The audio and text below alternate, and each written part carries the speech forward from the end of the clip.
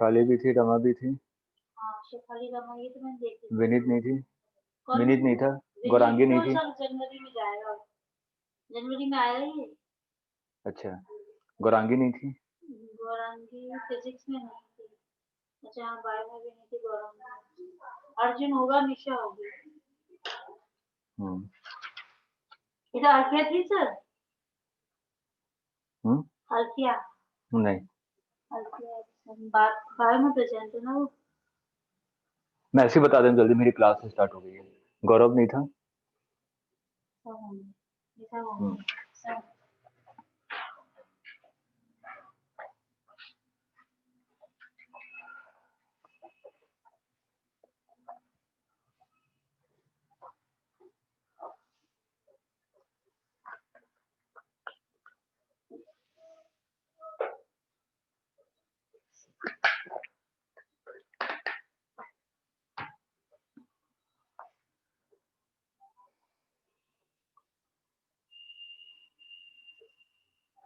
हाँ हेलो। हाँ वो जो बच्ची थी आयुषी, उसके लिए टाइम मिल गया फ्राइडे के लिए। अब ठीक है आज का। हम्म।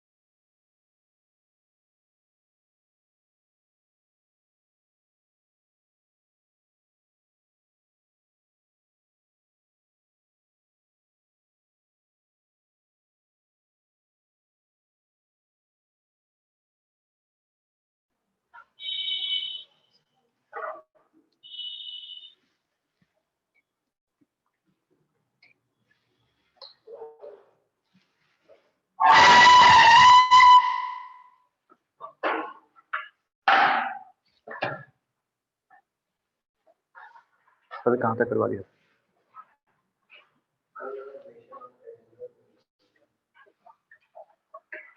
अच्छा, डिस्क वाले कल किस डिस्कस किए थे?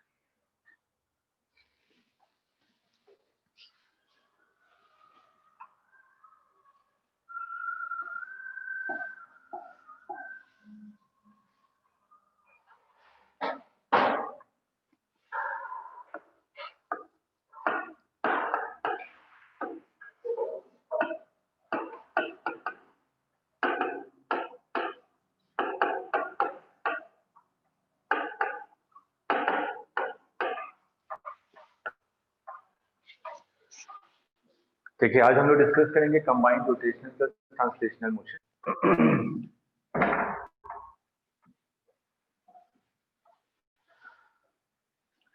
अब इसमें देखिए जैसे कि मैं एग्जांपल लूं, ये मान लीजिए कोई एक व्हील है, व्हील आपका रोटेट भी कर रहा है और लिनियरली मूव भी कर रहा है, यही होता है ना, ठीक है। कि कुछ देर के बाद आपको व्हील लिनियरली मूव करता हुआ नजर आता है और ये जो पार्टिकल है ये क्या कर रहा है, रोटेट भी हो रहा है, व्हील रोटेट करता हुआ आगे बढ़ रहा है, ठीक है। तो अगर यहाँ पे हम लोग एनालिसिस करें तो यहाँ पे क्या हो रहा है, रोटेशनल मोशन भी हो रहा है और आपका ट्रांसलेशनल मोशन भी हो रहा है। रोटेशनल मोशन किसके अबाउट हो रहा है, सेंटर ऑफ मास, ठीक है। और ट्रांसलेशन मोशन कौन कर रहा है, सेंटर ऑफ मास, ठीक है। मैं किसी भी जनरल पॉइंट के बारे में बात कर रहा हूँ। मैंने कहा कि ये कोई जनरल पॉइंट ए है, इस पॉइंट की मेरे को वेलोसिटी निकालनी है, ठीक है। तो अगर मैं इस पॉइंट की वेलोसिटी निकालना चाहता हूँ तो देखिए मैं क्या कह रहा हूँ कि अगर मैं सेंटर ऑफ मास पे बैठा हुआ हूँ, ऑब्जर्वर क्या है, सेंटर ऑफ मास पे है। अगर ऑब्जर्वर सेंटर ऑफ मास पे होगा तो ये ऑब्जर्वर क्या रहेगा, रेस्ट पोजीशन पे, ठीक है। अगर मैं सेंटर ऑफ मास पे बैठ गया तो मेरे को तो लगेगा ये पार्टिकल क्या कर रहा है, सर्कुलर मोशन, ठीक है, क्योंकि सेंटर ऑफ मास तो रेस्ट पोजीशन पे है। अब सिंपल फंडा क्या है रोटेशनल प्लस ट्रांसलेशनल मोशन में, कि हम लोग क्या करेंगे, पार्टिकल की एनालिसिस करेंगे सेंटर ऑफ मास के रिस्पेक्ट में, ठीक है। उसके बाद सेंटर ऑफ मास की एनालिसिस करेंगे ग्राउंड के रिस्पेक्ट, ठीक। देखिए अभी कैसे ये कर रहा हूँ, जैसे कि मैंने लिखा velocity of A with respect to centre of mass, ये क्या हो जाएगा, velocity of A minus velocity of centre of mass. मेरे को वेलोसिटी ऑफ ए निकालना है, तो वेलोसिटी ऑफ ए क्या हो गया, velocity of A with respect to centre of mass plus velocity of centre of mass. यही चीज अभी मैं आप लोगों को बता देता हूँ कि अगर मेरे को किसी भी पॉइंट की एनालिसिस करनी है तो मैं डायरेक्ट उसको लिखूंगा नहीं ग्राउंड के रिस्पेक्ट में, मैं क्या करूंगा, उस पॉइंट की एनालिसिस करूंगा सेंटर ऑफ मास के रिस्पेक्ट में, प्लस उसमें सेंटर ऑफ मास की वेलोसिटी को ऐड कर दूंगा, ठीक है। ये बेसिक फंडा है, ये हर एक जगह लागू होगा जहां पे भी ट्रांसलेशन प्लस रोटेशनल मोशन हो रहा होगा। तो अगर मेरे को किसी भी जनरल पॉइंट की एनालिसिस करनी है, चाहे वो एक्सेलरेशन हो चाहे वेलोसिटी हो, हम लोग क्या करेंगे, उस पॉइंट की एनालिसिस करेंगे with respect to centre of mass. ये जो पॉइंट है with respect to centre of mass हमेशा क्या कर रहा होगा, सर्कुलर मोशन, ठीक है। और सेंटर ऑफ मास हमेशा क्या कर रहा होगा, लीनियर मोशन, ठीक है। तो हम लोग क्या करेंगे, analysis of any point with respect to centre of mass plus centre of mass, इसको अपने वर्डिंग में लिख लीजिएगा। जनरल मेथड है जो कि हर एक जगह एप्लीकेबल है।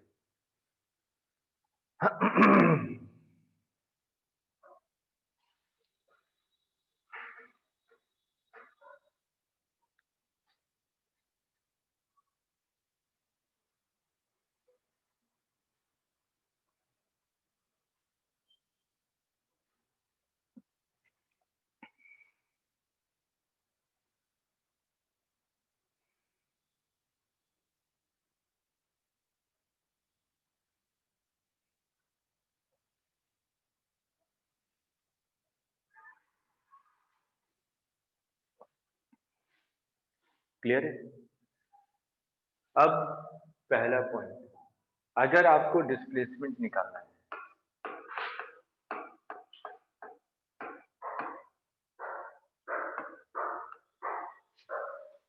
मैंने कहा कि ये कोई व्हील है जो कि रोटेट कर रहा है और ये ओमेगा है, ठीक। मैं किसी भी जनरल पॉइंट, मैं कह रहा हूं कि ये कोई ए पॉइंट है, इसका डिस्प्लेसमेंट निकालना चाहता हूं at any instant of time T. कुछ टाइम के बाद ये ए पॉइंट यहां पहुंच चुका होगा। इमेजिन कीजिए सिर्फ ये रोटेट हुआ और साथ में लिनियरली मूव भी किया, दोनों चीजें हो रही हैं इसके साथ, ठीक है।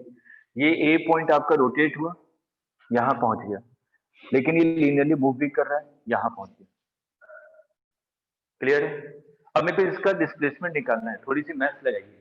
डिस्प्लेसमेंट कैसे निकालूंगा? हम्म,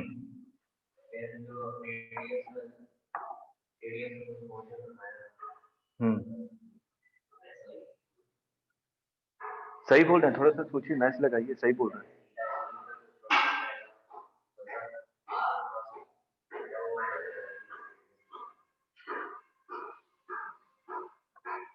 मैंने अभी क्या कहा कि आपको दो पार्ट में ब्रेक करके करना है हमेशा। सबसे पहले सेंटर ऑफ मास के रिस्पेक्ट में जो ए पॉइंट है क्या कर रहा है, सर्कुलर मोशन। तो मैंने कहा कि किसी भी टाइम टी पे ये कितना मूव कर गया, थीटा। आपने मान लिया कि थीटा मूव कर गया, ठीक है। उतनी देर में ये लिनियरली भी तो मूव किया होगा, कितना मूव किया होगा, वीटी। अब इन दोनों को ऐड करेंगे। हिंट दे रहा हूं, आप लोगों को करना है, मेरे को डिस्प्लेसमेंट निकालना है ए पॉइंट का, प्योर मैथमेटिक्स है।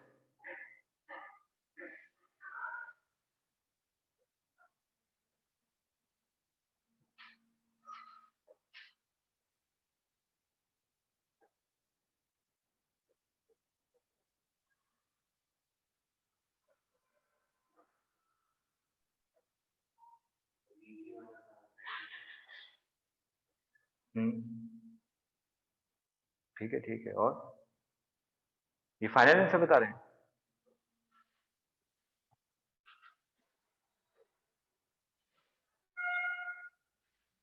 देखिए इस फिगर को थोड़ा सा और अच्छे से बनाता हूं।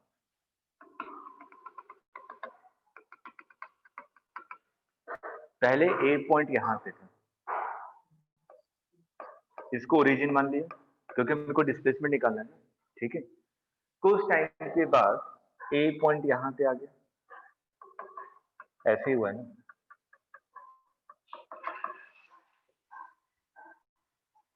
ये लीनियरली कितना मूव किया, वीटी। मैं इस पॉइंट को इधर मानता हूँ, ये लीनियरली कितना मूव किया, वीटी। और ये कितना एंगल मूव किया है, थीटा। तो डिस्प्लेसमेंट का मतलब क्या है, ये ए, इसको ओरिजिन ही रहने दीजिए, ए यहां पे पहुंच गया, ठीक। इस वाले पॉइंट को मैं मान लेता हूं x2 y2, ठीक है। ए यहां पे पहुंच गया ना फाइनली। तो डिस्प्लेसमेंट का मतलब क्या हुआ, line joining initial and final position, ये है डिस्प्लेसमेंट।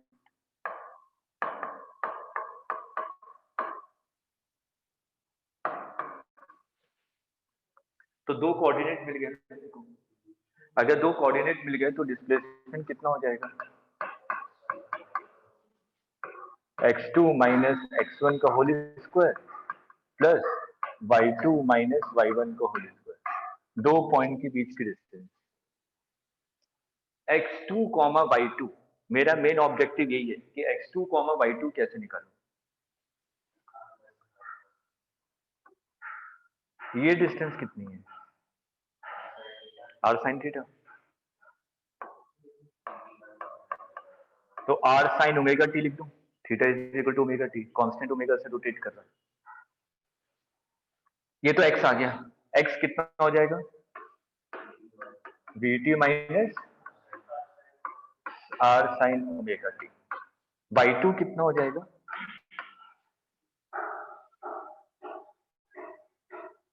ये डिस्टेंस कितनी है,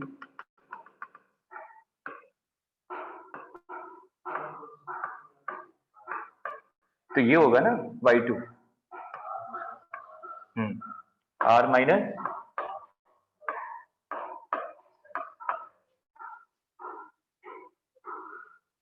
सही लिखा है। तो बस x2 y2 पता चल गया तो निकल जाएगा डिस्प्लेसमेंट।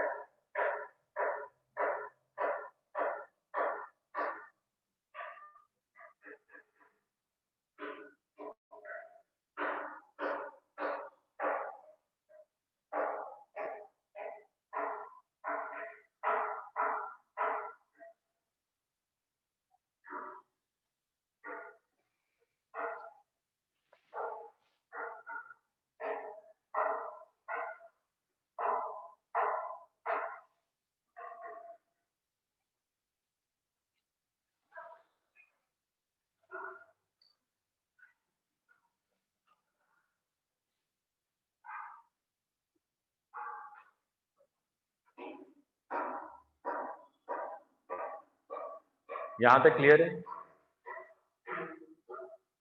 डिस्टेंस कैसे निकालेंगे?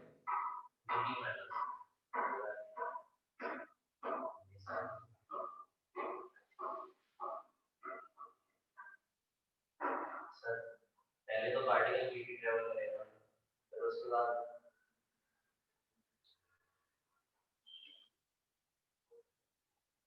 डिस्टेंस डिस्टेंस पहले तो पार्टिकल वीटी ट्रेवल किया, फिर उसके बाद कोई पोर्टल और सर्कल भी ट्रेवल करेगा, लेकिन तो वहाँ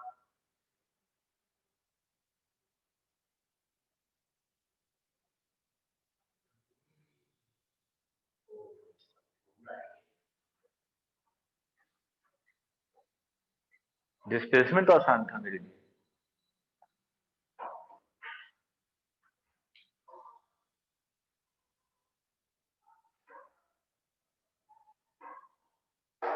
आर्यन,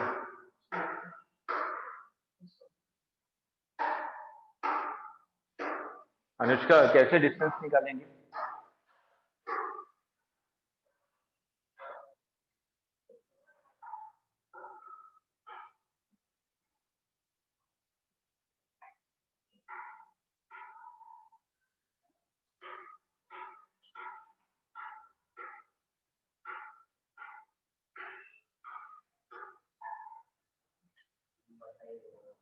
मैं तो बताऊंगा ही, उसी के लिए बैठे हैं।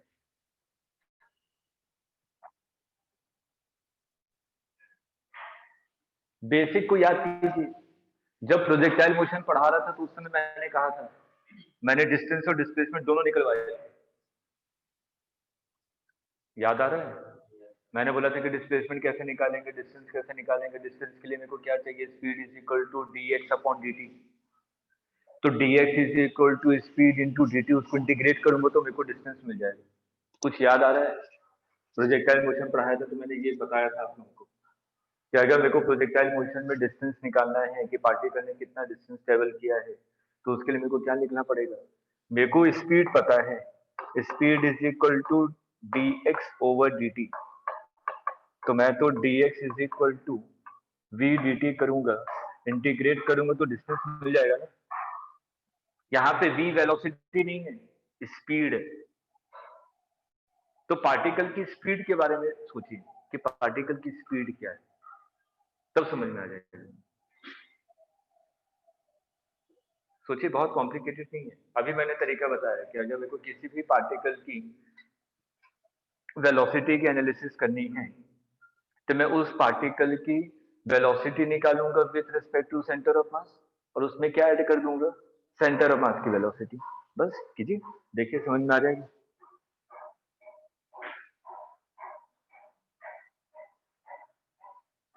ट्राई कीजिए, भले ही गलत कीजिए, लेकिन एक बार सोचिए जरूर।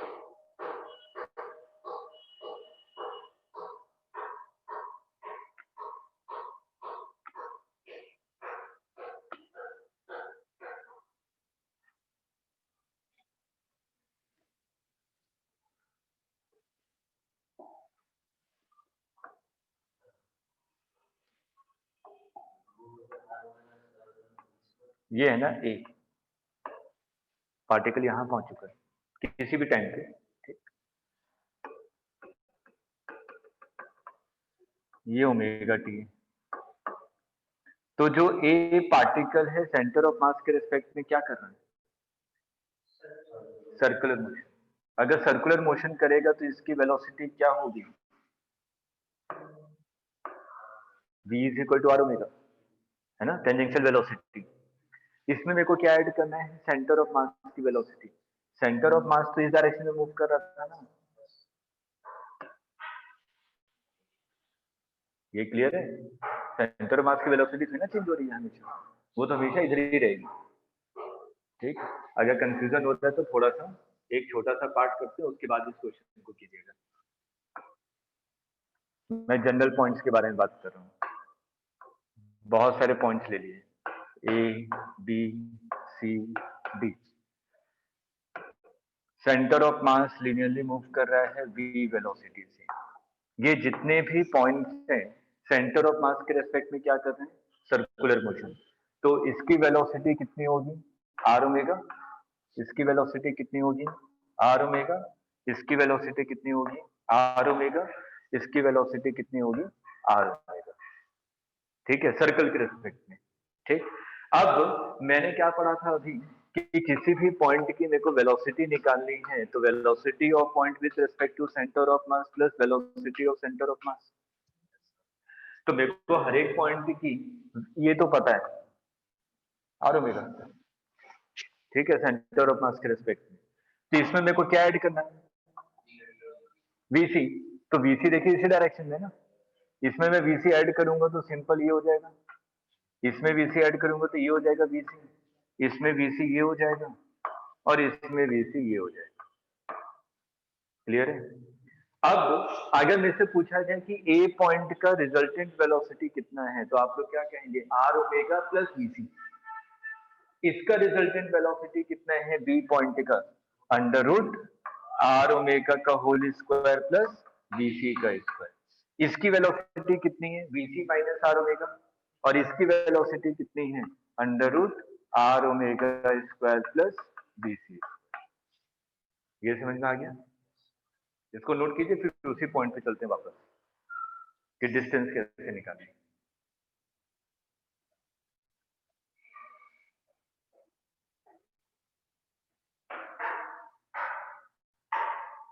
सैटरडे को रोटेशन को फाइंड आउट कर दूंगा।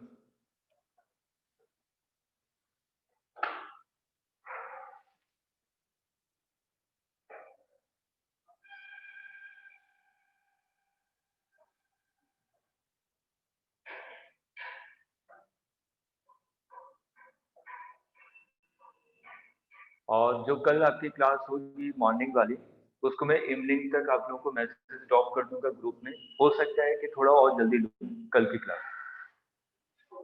कारण इसलिए क्योंकि फर्स्ट हाफ में मैं हूं नहीं, तो जो कल क्लास होगी आपकी वो ऑनलाइन ही होगी। सेंटर बताइए, ठीक है, ऑनलाइन होगी कल की क्लास।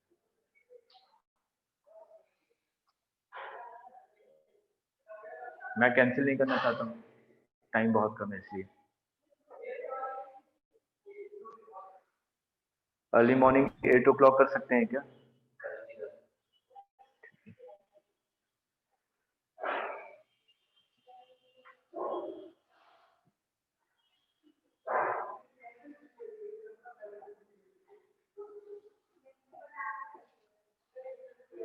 अब हम लोग डिस्टेंस पे आते हैं कि डिस्टेंस कैसे निकालें।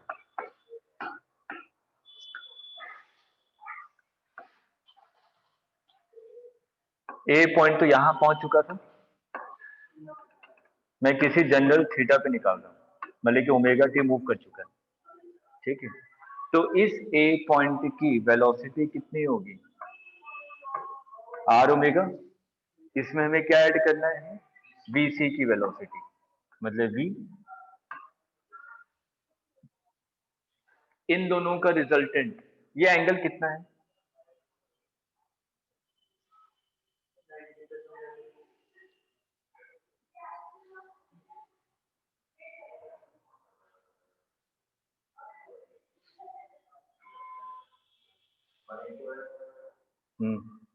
कैसे,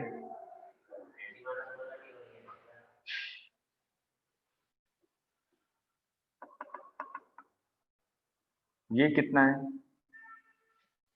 90, और ये वाला एंगल कितना है 90 माइनस ओमेगा टी। ये तो क्लियर है, राइट एंगल ट्रायंगल बन रहा है देखिए। ठीक, तो ये वाला एंगल कितना 90 माइनस ओमेगा टी, और ये एंगल कितना 90। तो ये टोटल एंगल कितना हो गया इन दोनों के बीच में,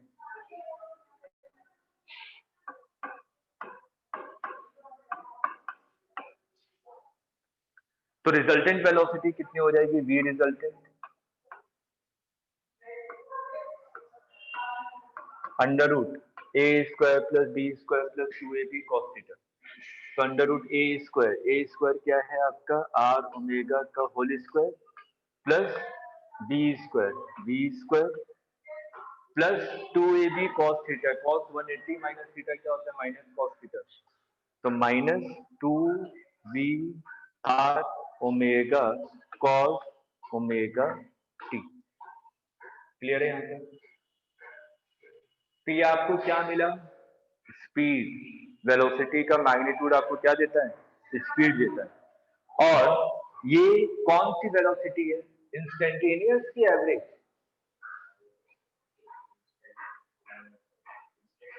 इंस्टेंटेनियस। ए पॉइंट यहाँ पे है ना, ए पॉइंट पे यहाँ भी हो सकता था, यहाँ भी हो सकता था, ठीक है। हर एक पॉइंट पे तो थीटा चेंज होता रहेगा ना। तो यहाँ पे जो आपने रिजल्टेंट वेलोसिटी निकाला है, ये कौन सी वेलोसिटी है? इंस्टेंटेनियस। मैग्नीट्यूड लिया है, इसलिए कौन सी स्पीड है?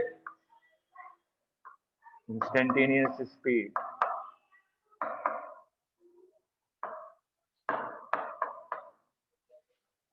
किसी भी थीटा पे इंस्टेंटेनियस स्पीड कितनी होगी? ये होगी। क्लियर है? और इंस्टेंटेनियस स्पीड को मैं क्या लिख सकता हूँ? dx over dt। अब उसको इंटीग्रेट कर दूंगा तो आंसर आ जाएगा। नहीं आया समझ में?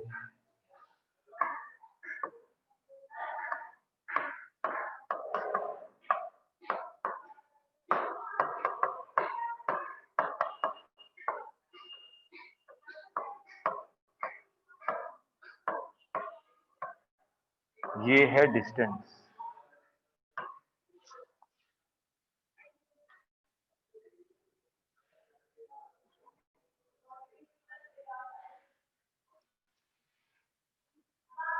क्लियर है?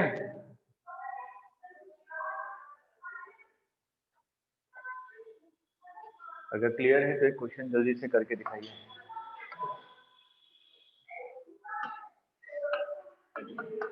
एक व्हील है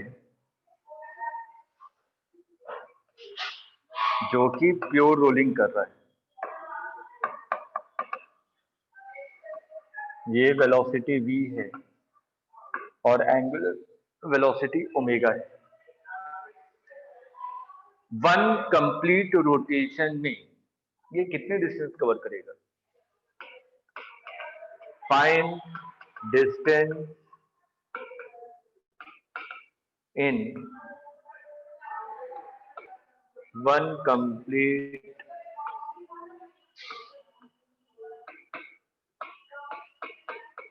रोटेशन। ये ए पॉइंट है। इस ए पॉइंट ने कितनी डिस्टेंस कवर की? Find distance of A. A point ने कितने डिस्टेंस कवर की इन वन कंप्लीट रोटेशन? जल्दी ट्राई कीजिए।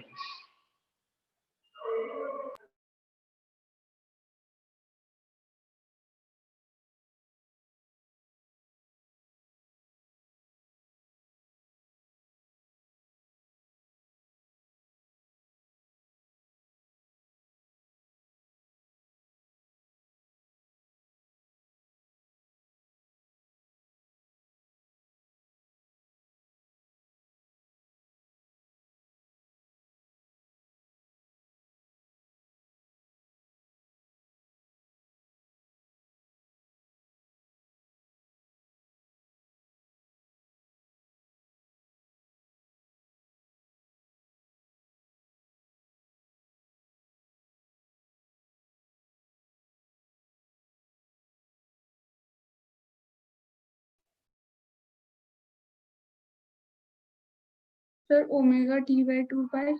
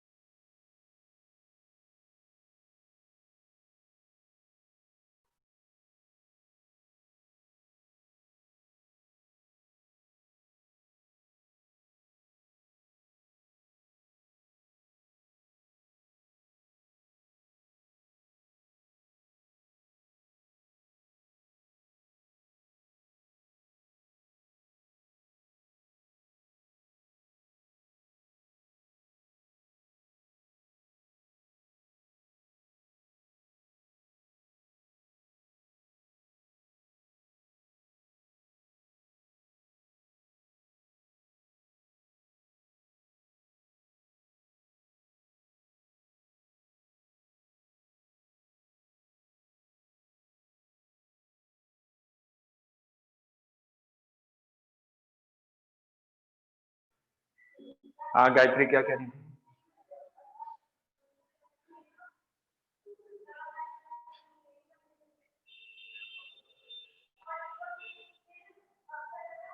I answer?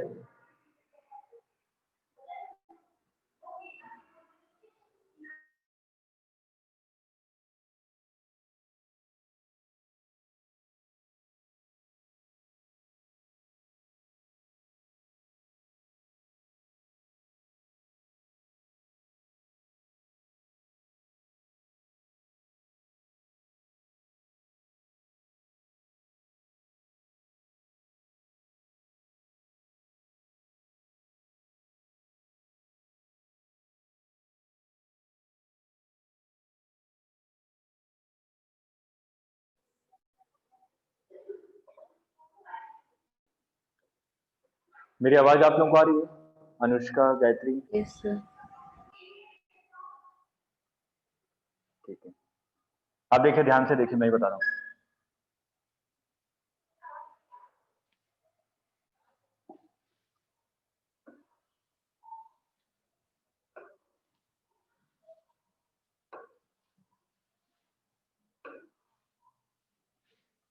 ये कंप्लीट रोटेशन हो रहा है, इसको 4 पार्ट में मैंने डिवाइड कर दिया। ए पॉइंट पहले यहाँ पे था, 1 क्वार्टर के बाद यहाँ पहुंच जाएगा, उसके बाद फिर यहाँ पहुंच जाएगा, उसके बाद फिर यहाँ पहुंच जाएगा। यही होगा ना? ठीक है, ये लिनियरली भी मूव कर रहा है और साथ साथ में रोटेशन भी कर रहा है। ठीक, अगर मैं हर एक इंस्टेंट पे अगर मैं ध्यान से इस पॉइंट की एनालिसिस करूं तो आपको ये टोरॉइड बनता हुआ नजर आता है। मैं पॉइंट को दिखाता हूँ, इसको टोरॉइड कहते हैं। एक बार ये थ्योरी में पूछा था क्वेश्चन, इसके पाथ को कौन सा पाथ कहते हैं? ए पॉइंट यहाँ ले लेता हूँ,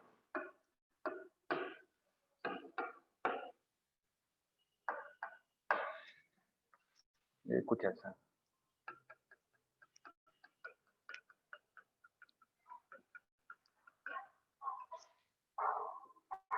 ठीक है, ये जो पाथ है ये कैसा पाथ है? टोरॉइड, इसको टोरॉइड कहते हैं, याद रखिएगा।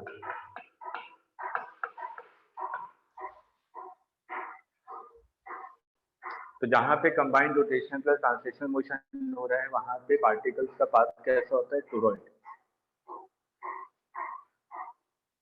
मेरे को डिस्टेंस निकालना है। डिस्टेंस के लिए प्योर रोलिंग की आपको कंडीशन याद है? प्योर रोलिंग, हाँ, अभी मैं प्रूव करूंगा भी, लेकिन अभी फिलहाल इस क्वेश्चन को करने के लिए प्योर रोलिंग में v is equal to R omega होता है। तो आपने v रिजल्टेंट निकाला था, v रिजल्टेंट का मैग्नीट्यूड आर ओमेगा का स्क्वायर मतलब v square plus v square minus 2vr into omega मतलब कि 2v square cos omega T. यही आ रहा था ना? अभी जनरल निकाला था हम लोगों ने, वहां पे आर ओमेगा की जगह v पुट कर दीजिए तो ये रिलेशन आ जाएगा। ठीक, ये वैल्यू कितनी हो जाएगी? 2v स्क्वायर को कॉमन लीजिए, 1 minus cos omega T. Maths के स्टूडेंट हैं, 1 माइनस कॉस ओमेगा टी को क्या लिख सकता हूँ? तो मतलब कि ये बाहर आ जाएगा तो क्या बचेगा?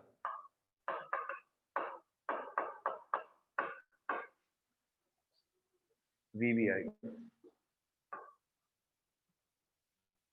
ये आएगा ना? तो ये मेरा रिजल्टेंट स्पीड आ गया, इंस्टेंटेनियस स्पीड। ठीक है, मेरे को क्या निकालना है? डिस्टेंस। तो इसको मैं क्या लिखूंगा? 2v sine omega T is equal to dx over dt। तो dx is equal to 2v sine omega T dt। Integrate कर दूंगा तो टोटल डिस्टेंस आ जाएगा। टाइम क्या होगा? एक कंप्लीट रिवॉल्यूशन में टाइम पीरियड क्या रहता है? t is equal to 2 pi by omega ना। ठीक है, तो यहां पे लिमिट पुट कर दीजिए 0 टू 2 पाई बाई ओमेगा। देखिए आंसर क्या आ रहा है।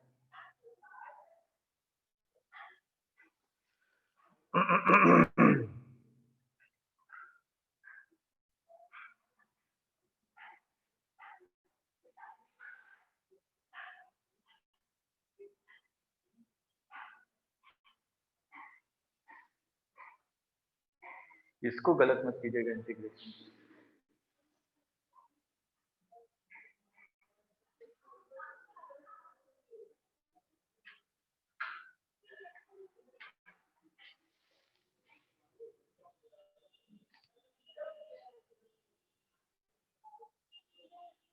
Four V by omega. v upon omega four V final upon answer. Omega.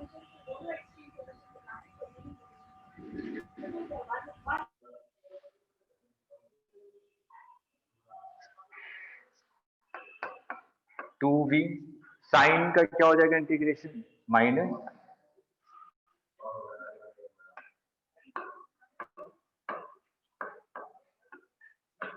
यही होगा ना, ठीक। 0 टू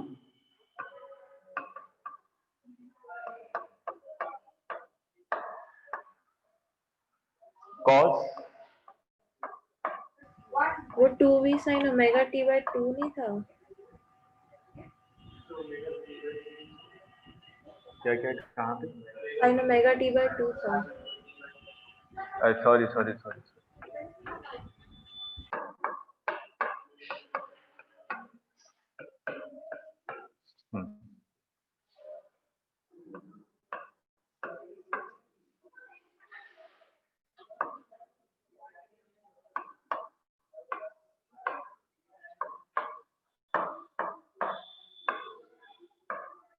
यही आ रहा है ना, तो ये omega two cancel, cos pi की value -1 minus cos 0 -1 minus minus plus, तो हो जाएगा 4 इंटू 2 8 वी बाई ओमेगा आ रहा है। देखिए कैलकुलेशन सही से, 8 वी बाई ओमेगा ये आ रहा है ना। वी बाई ओमेगा क्या होता है, प्योर रोलिंग हो रही है आर, तो कितने डिस्टेंस कवर किया इसने,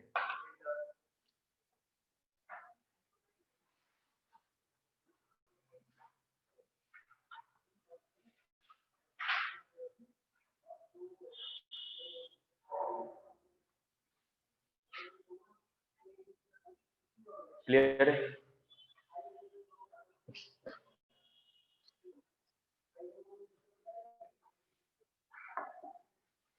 एक्सीलरेशन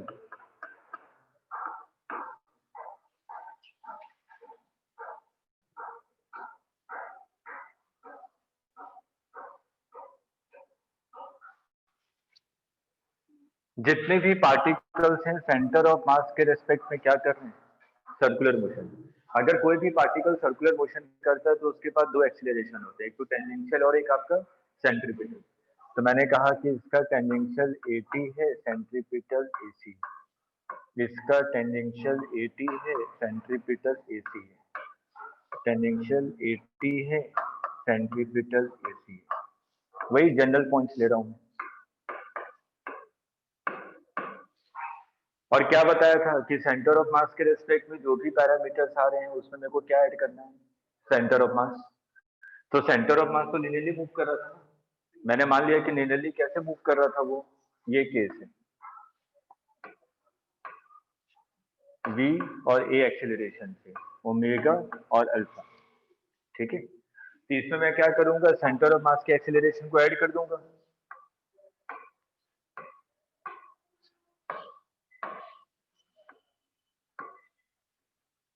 तो अगर आपसे रिजल्टेंट पूछा जाता है किसी भी पॉइंट का तो रिजल्टेंट निकाल सकते हैं ना वेक्टर एडिशन से, क्लियर है। नोट कर लिया, आज तो थोड़ा जल्दी लिख किया कि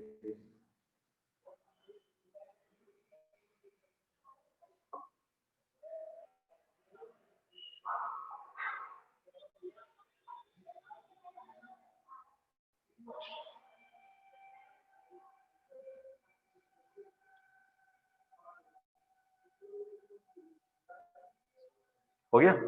चलिए, मोमेंटम, लीनियर मोमेंटम के बारे में बात करते हैं। लीनियर मोमेंटम कितना होगा?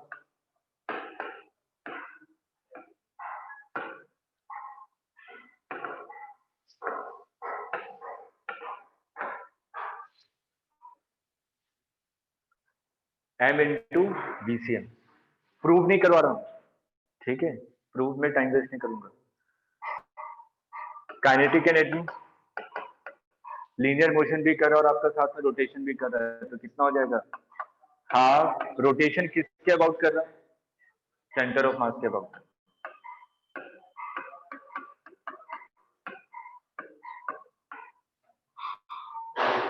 ठीक है। एंगुलर मोमेंटम,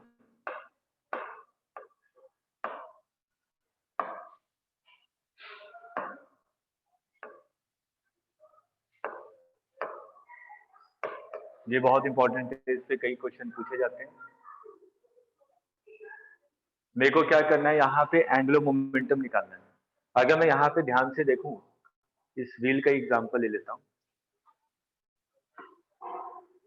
मेरे को इस पॉइंट के अबाउट निकालना है। ये मान लीजिए कोई ए पॉइंट है, ये आपका ओमेगा से रोटेट कर रहा है और बी से मूव कर रहा है। बेसिक तरीका वही है। अगर मेरे को एंगुलर मोमेंटम निकालना है इस बॉडी का अबाउट ए पॉइंट, तो मैं क्या करूंगा, सबसे पहले इसके पॉइंट्स की एनालिसिस करूंगा, किसके रिस्पेक्ट में? सेंटर ऑफ मास के रिस्पेक्ट में। उसके बाद सेंटर ऑफ मास की एनालिसिस करूंगा किसके रिस्पेक्ट में? पॉइंट तो ग्राउंड है ना, कोई भी ए स्पेस में कहीं पे पॉइंट है। तो सेंटर ऑफ मास के रेस्पेक्ट में ये व्हील क्या कर रहा है? Circular motion, pure rotation. Pure rotation के केस में एंगुलर मोमेंटम क्या होता है? आई इंटू ओमेगा। ठीक, तो मैं क्या लिखूंगा? आई इंटू ओमेगा प्लस ये जो सेंटर ऑफ मास है, इस पॉइंट के अबाउट मेरे को एंगुलर मोमेंटम निकालना है, तो आर वेक्टर तो यही होगा ना, तो मैं क्या लिखूंगा? Plus M R cross V, क्योंकि सेंटर ऑफ मास कैसा है? एक पॉइंट मास है, और पॉइंट मास के लिए लोग एंगुलर मोमेंटम क्या लिखते हैं? M R cross V. ये हो जाएगा net angular momentum about A. Direction का ध्यान रखिएगा प्लस माइनस करते समय।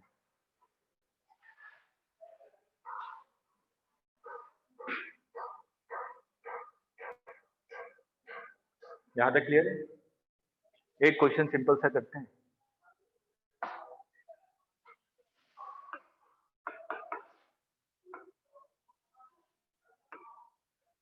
एक हॉलो स्फीयर है जिसका मास 5 kg है और रेडियस आपका 2 मीटर। ये आपका मूव कर रहा है 10 मीटर पर सेकंड से, और इस डायरेक्शन में रोटेट कर रहा है 2 रेडियन पर सेकंड से। आपको ए पॉइंट के अबाउट एंगुलर मोमेंटम निकालना है, जो कि सेंटर से 1 मीटर की distance. Find angular momentum about A.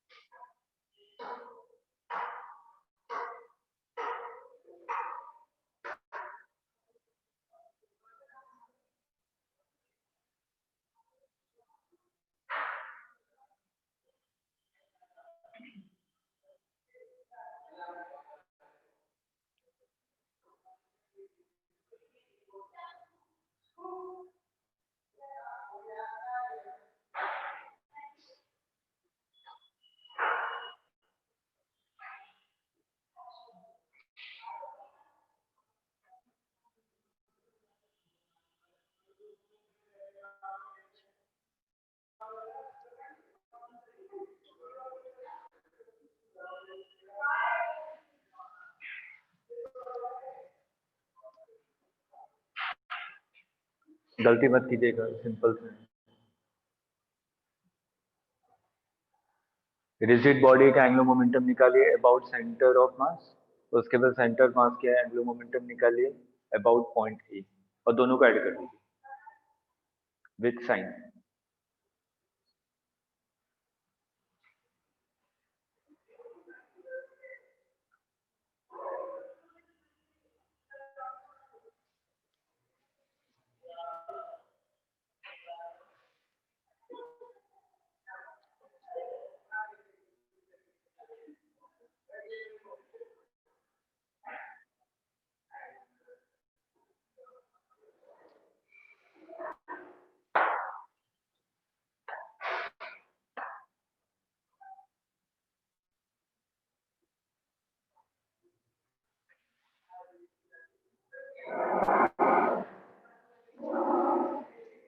I into omega, ICM कितना होता है हॉलो स्फीयर का 2/3 mr² इंटू ओमेगा 2।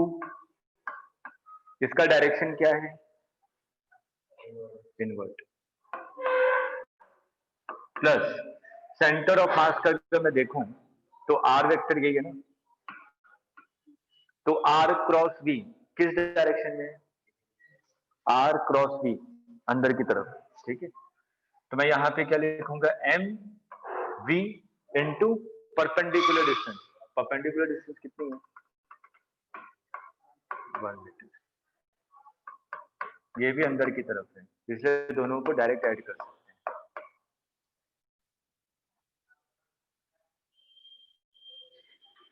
आगे समझ में,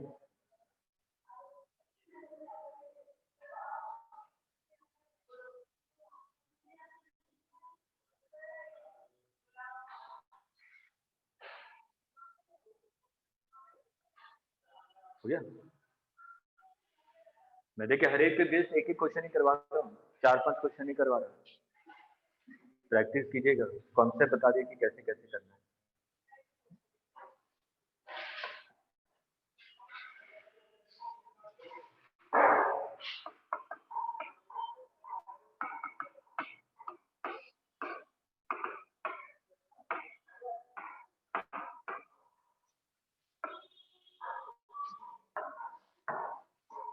रिंग के केस में मोमेंट ऑफ इनर्शिया क्या होता है, डिस्क के केस में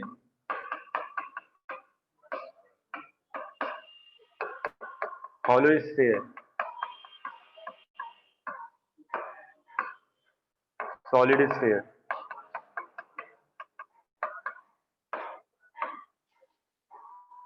अब देखिए जैसे कि मैंने बताया था कि जो आपका मास होता है, तो मास किसके लिए रिस्पॉन्सिबल होता है, इनर्शिया के लिए। जितना ज्यादा मास होगा उसकी वो इनर्शिया की वैल्यू उतनी ज्यादा होगी।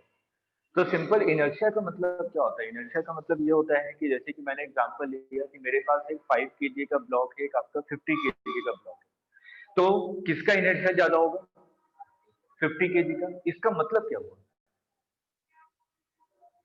ये क्या सिग्निफाई कर रहा है, देखो ये तो पता है कि मास ज्यादा होगा तो उसका इनर्शिया ज्यादा होगा, तो इनर्शिया क्या सिग्निफाई कर रहा है।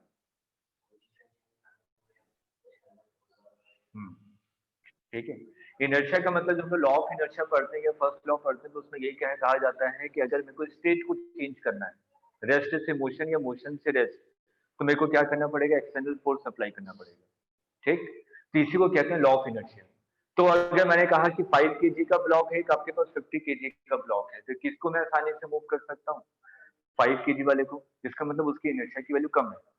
ठीक, तो अगर मैं उसी तरीके से यहाँ पे बात करूं मोमेंट ऑफ इनर्शिया जो आई, तो यहाँ पे आई क्या सिग्निफाई कर रहा है कि अगर मेरे को किसी भी बॉडी को रोटेट करना है, अगर मेरे को किसी भी बॉडी को रोटेट करना है, किस बॉडी को मैं आसानी से रोटेट कर सकता हूँ, जिसका मोमेंट ऑफ इनर्शिया कम है।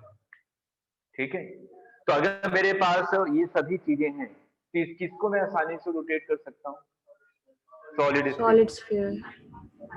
ठीक है, अब ये तो जनरल चीज मैंने आपको बताई कि मोमेंट ऑफ इनर्शिया क्या सिग्निफाई कर रहा है। अगर मेरे पास ये चारों बॉडीज हैं सर्कुलर बॉडीज, तो इसमें से अगर किसी को भी रोटेट करना है तो मैं इसको आसानी से रोटेट कर सकता हूँ कम टॉर्क देने के बाद।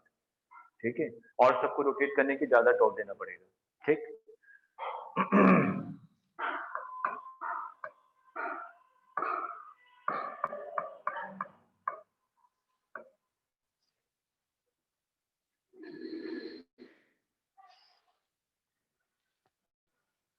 एक बॉल है, इसको आपने रोटेट कर दिया ओमेगा से, ठीक है, और इसको मैंने एक सरफेस पे रखा जो कि क्या था, स्मूथ।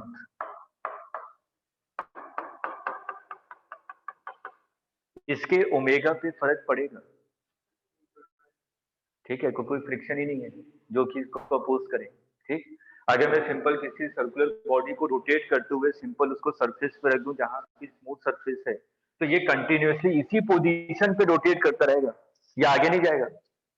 ठीक है, अब हम लोग प्योर रोलिंग के बारे में बात करें।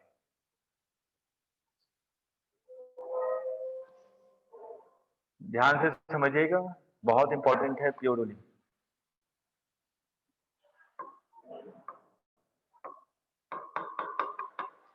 मैंने कहा कि एक बॉल है, एक ट्रॉली पे आपने रख दी, ठीक है।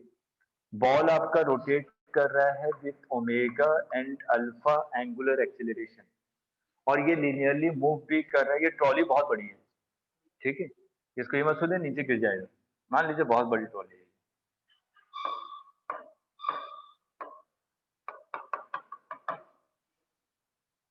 और ये लिनियरली मूव भी कर रहा है with velocity v1 acceleration a1, ठीक है। दोनों चीजें हो रही है, ये रोल करता हुआ आगे बढ़ता जा रहा है, ठीक। और ये जो ट्रॉली है, ये ट्रॉली भी आपके लिनियरली मूव कर रही है विथ वेलोसिटी a और एक्सीलरेशन a। अब मेरे को बात करना है कि यहाँ पे प्योर रोलिंग की कंडीशन कब आएगी। अब सिंपल सा समझिएगा कि प्योर रोलिंग का मतलब क्या होता है। प्योर रोलिंग, जैसे कि ये बॉटल है, ठीक है, ये बॉटल है, मेरे हाथ में प्योर रोल कर रहा है, ठीक। तो प्योर रोल कर रहा है, इसका मतलब ये जो पॉइंट ऑफ कांटेक्ट है जो मेरे सरफेस से टच कर रहा है, ठीक है, और ये वाला जो दोनों पॉइंट ऑफ कांटेक्ट है, इन दोनों के बीच में स्लिपिंग नहीं हो रही है, स्किड नहीं कर रहा, ये स्लिपिंग होगी ना, ठीक है। तो अगर मैं ध्यान से देखूं, प्योर रोल कर रहा है, प्योर रोल का मतलब क्या हुआ, पॉइंट ऑफ कांटेक्ट के बीच में स्लिपिंग क्या होनी चाहिए, 0, ठीक। तो पहला पॉइंट क्या है, प्योर रोलिंग की कंडीशन क्या है कि पॉइंट ऑफ कांटेक्ट के बीच में स्लिपिंग क्या होनी चाहिए, 0। अब थोड़ा सा लॉजिकली सोचिए कि अगर स्लिपिंग 0 है, ठीक है, अगर स्लिपिंग 0 होगी, इसका मतलब relative motion between point of contact is 0। आ रहा है ना समझ में? अगर रिलेटिव मोशन जो भी है पॉइंट ऑफ कांटेक्ट के बीच में, अगर वो 0 है, तभी क्या होगा, स्लिपिंग नहीं होगी, ठीक है। अगर रिलेटिव मोशन है, मैंने कहा कि ऊपर वाला जो बॉल है उसका पॉइंट ऑफ कांटेक्ट की वेलोसिटी है 10 मीटर पर सेकेंड, और जो प्लैंक है उसकी वेलोसिटी है 5 मीटर पर सेकेंड, तो स्लिपिंग होगी ना, ये आगे की तरफ जाएगा, स्लिप करता हुआ आगे। नहीं आ रहा, ये पॉइंट ऑफ कांटेक्ट ए और बी, मैंने कहा कि ए की वेलोसिटी 10 मीटर पर सेकेंड है और बी की वेलोसिटी 5 मीटर पर सेकेंड है, तो बी के रेस्पेक्ट में ए कितनी वेलोसिटी से आगे जा रहा है, 5 मीटर पर सेकेंड, यही है ना, सॉरी मीटर,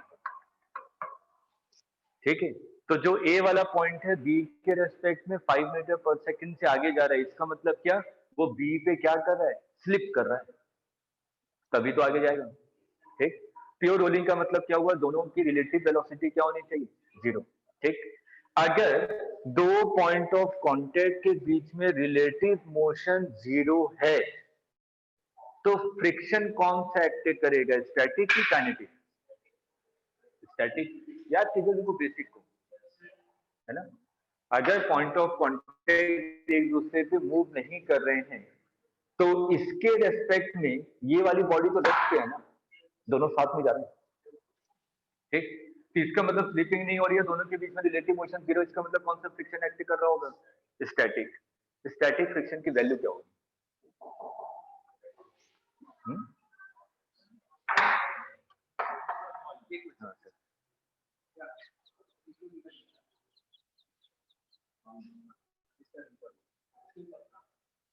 बताइए बताइए, स्टैटिक फ्रिक्शन की वैल्यू क्या होगी इस केस में।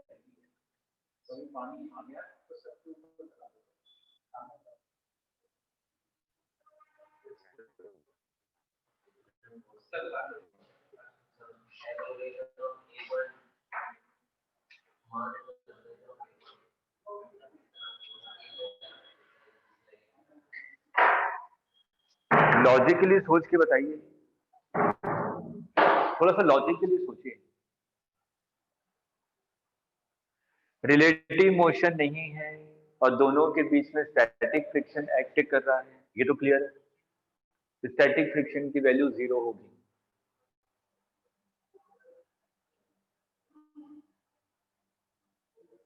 क्यों,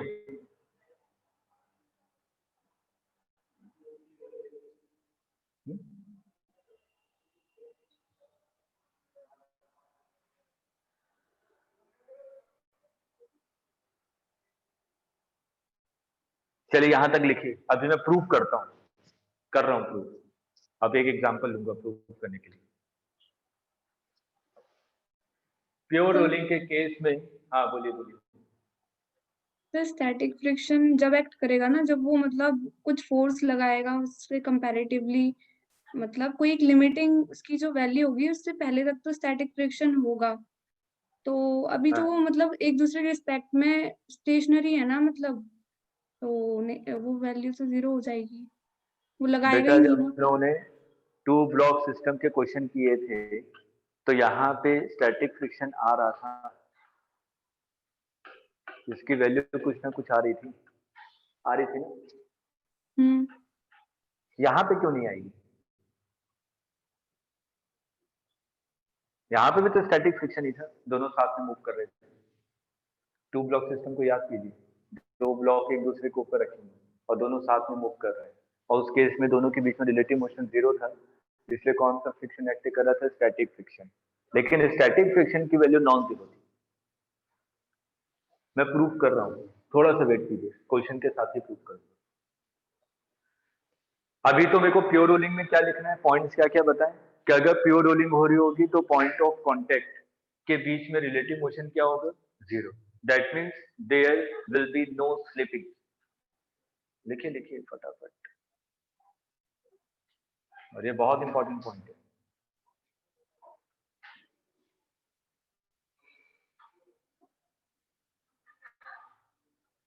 For pure rolling, relative motion between point of contact should be zero and there will be no slipping. और इस केस में कौन सा फ्रिक्शन एक्ट करेगा? Static friction. Hence, the static friction will act between them.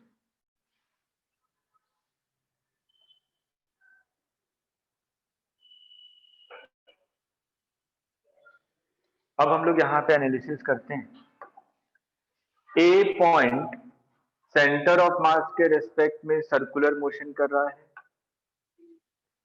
और इसमें हम लोग VC ऐड कर देंगे तो मेरे को रिजल्टेंट वेलोसिटी मिल जाएगा।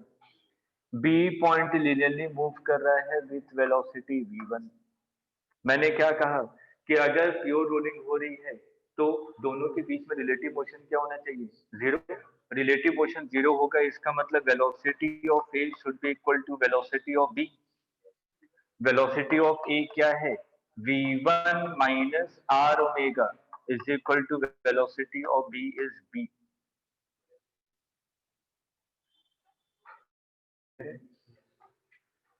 अब मैं एक्सेलरेशन के बारे में बात कर रहा हूं। अगर मैं एक्सेलरेशन को देखूं, मैं अलग से फिगर बना रहा हूं बस। ए पॉइंट का एक्सेलरेशन इस डायरेक्शन में कितना है? टेंजेंशियल आर अल्फा, और अंदर की तरफ कौन सा है? सेंट्रीपिटल। ये तो सर्कुलर के कारण एक्सेलरेशन आ गया, लेकिन सेंटर ऑफ मास के कारण भी एक्सेलरेशन आएगा। वो कितना आएगा? a1। तो net acceleration in forward direction कितना है? a1 minus R alpha. तो यहाँ पे अगर नो स्लिपिंग की कंडीशन है, इसका मतलब acceleration of A should be equal to acceleration of B. तो a1 minus R alpha should be equal to A. तो ये दो कंडीशन सेटिस्फाइड होनी चाहिए, तभी आपका क्या होगा? Pure rolling.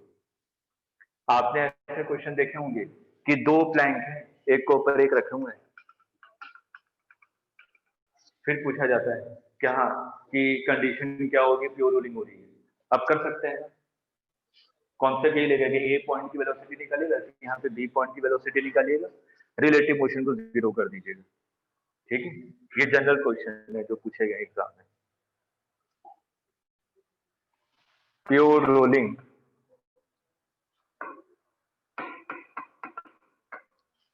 On ground.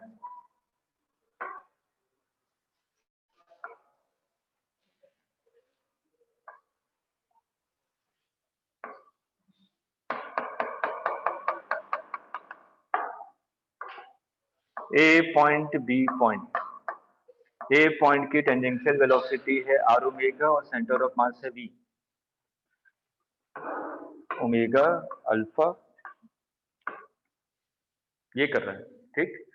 तो अगर मैं यहाँ पे कहूँ कि प्योर रोलिंग होनी है, तो प्योर रोलिंग कब होगी? जब VA इज इक्वल टू क्या हो? VA की वैल्यू कितनी है?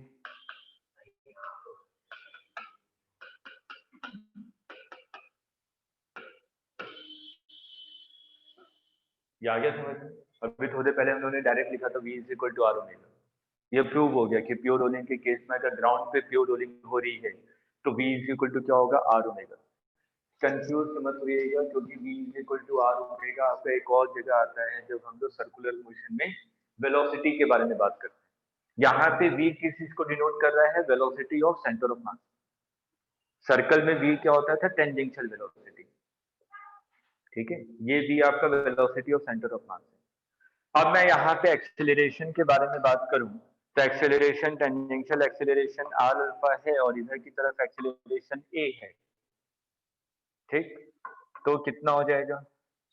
a minus R alpha should be equal to 0। तो a is equal to R alpha. ये आपका सर्कुलर में भी आता है, वहां पे a is equal to R alpha, इसका मतलब क्या होता है? Tangential acceleration. यहाँ पे a का मतलब क्या है? एक्सेलरेशन ऑफ सेंटर ऑफ मास।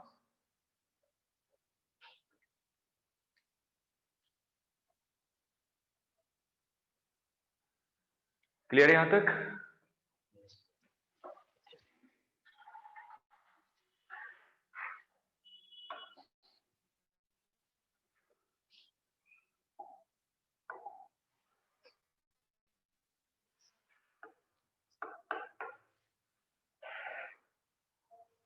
मैंने कहा कि एक बॉल है, इस बॉल को आपने इनिशियली v नॉट वेलोसिटी दे दी। ठीक है,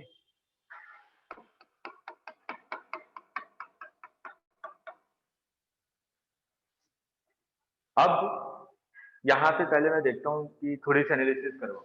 एक बॉल है, फुटबॉल है, ग्राउंड पे रखा हुआ है, आपने उसको किक मारा। ठीक है, किक मारा तो उसको इनिशियल वेलोसिटी मिली। ठीक है, तो मैंने कहा कि उसको इनिशियल वेलोसिटी v नॉट मिली। अगर ये ग्राउंड स्मूथ होता तो ये बॉल क्या करता?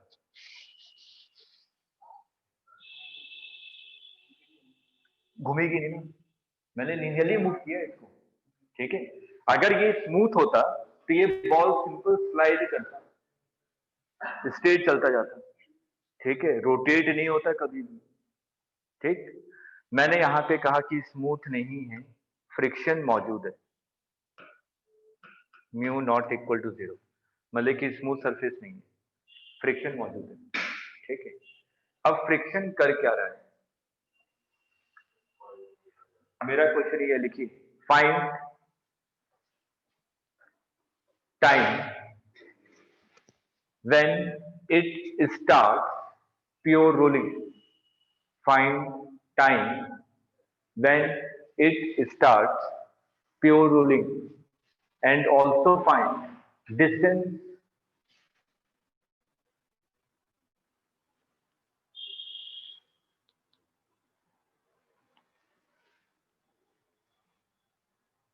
ऐसे क्वेश्चन किए होंगे आप लोगों ने, पढ़ा जरूर होगा।